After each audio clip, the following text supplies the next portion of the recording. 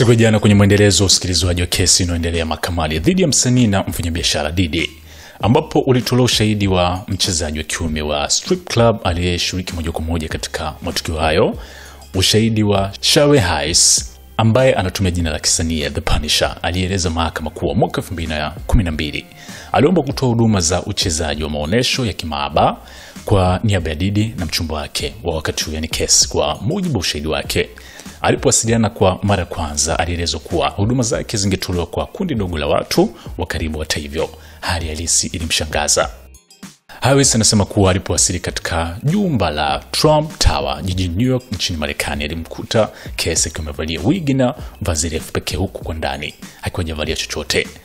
Alimweleza moja kwa moja kwamba shughuli aliyohitaji kufanya ilikuwa ni ya kimapenzi. Akampa malipo ya awali $800, na Kesi pia alimwambia wazi kuwa asijaribu hata kumtambua ama kuzungumza na mumewe, yani Diddy, wapo akijitokeza.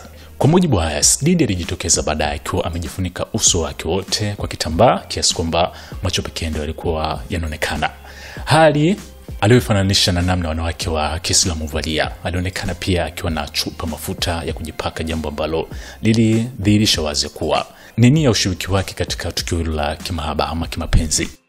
Baada ya tukio hilo la kwanza, Heiss alieleza kuwa Kesi alimlipa $1200 za ziada kama shukrani na alionyesha kujisikia huru kwa naye.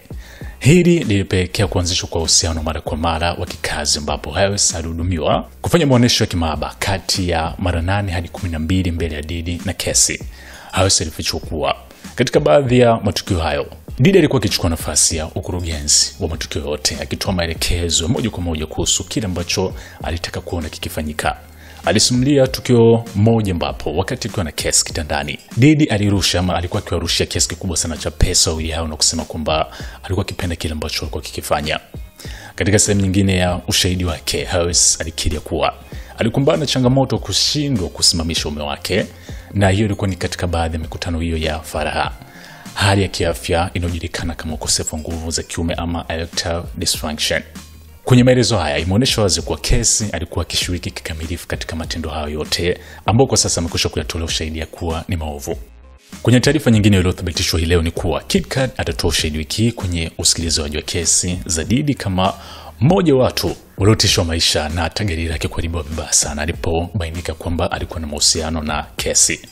Hii hapa ni SNS Minigen Man.